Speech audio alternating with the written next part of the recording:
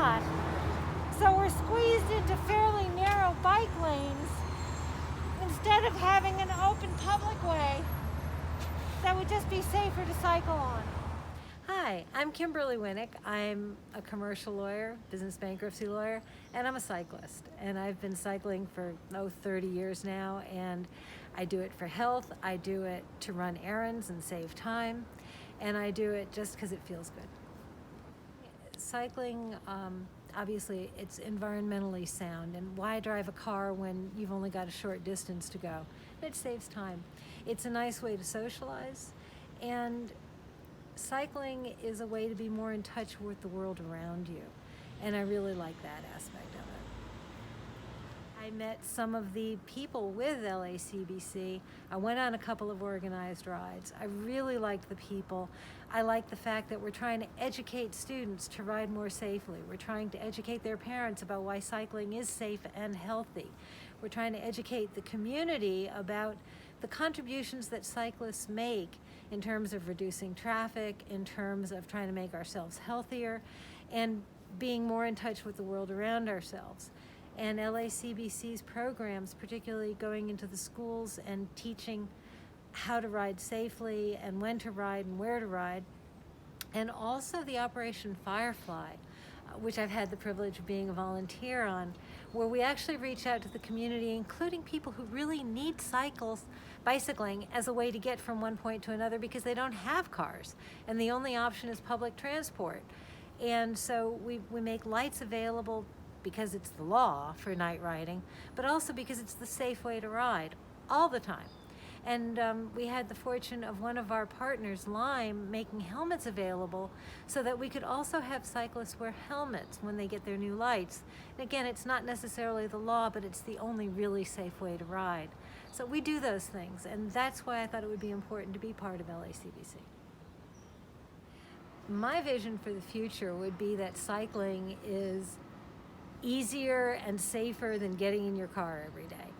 And we've made a lot of strides that way. As I live in West Hollywood, and sometimes I have meetings in Century City, and it is now no more dangerous to get there on a bicycle than it is a car, and it's faster and it's convenient.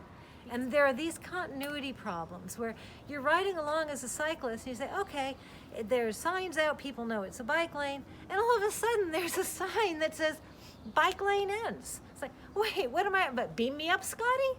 I'm on a bicycle. I want to get from point A to point B, and please don't tell the cars that I don't belong there because you ended my bike lane.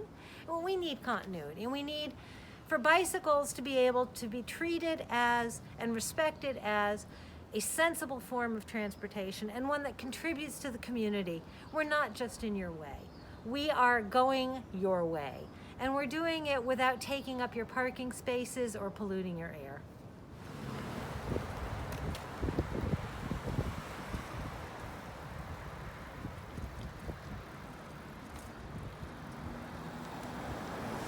Wow. Unbelievable. Wow.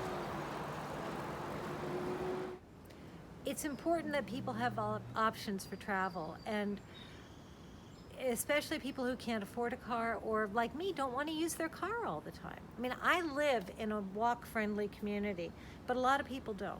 And if we want everybody to be able to go across town safely in a bicycle, across town safely in something other than their own personal car, we need to recognize that they need to do that. We need to give them equal rights to do that, and we need to truly be respectful of that. And that's a problem right now. And it's a problem that's showing up. I read the news about the number of fatalities we have in pedestrians even, not just cyclists. And we need to recognize that we're all going the same place, and we're all trying to get there safely. And we all have the equal right to do that, and it should be respected. So my office is actually downtown, and it's about 8.5 miles on a bicycle. And I've discovered that it takes me about 45 minutes on my mountain bike, which is slower but more forgiving of the road conditions. And I beat the buses.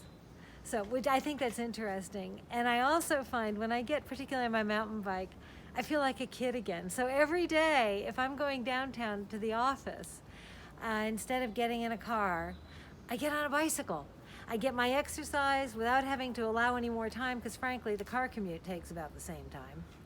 And I don't have to hassle with parking. My parking is right next to the elevator. And I feel like a kid. It's very liberating. All these cars are all stuffed next to each other. And I'm on the bike lane and I'm just passing all these cars that are packed and blocking each other. And it's just a lot of fun. It's really good for the head. Okay. But the fact is that we're all in this together. And we just rode through Beverly Hills, which is a more privileged neighborhood. But people from other parts of the city and other parts of the county work here. And we would like it to be possible for people to ride comfortably from downtown or East LA or Silver Lake or Atwater or beyond in Glendale, and be able to come to jobs on this side of town and be able to do it on a bicycle and do it safely. And so we need connection all the way across the city, because we all live in the same city regardless of which neighborhood we come from. Lovely.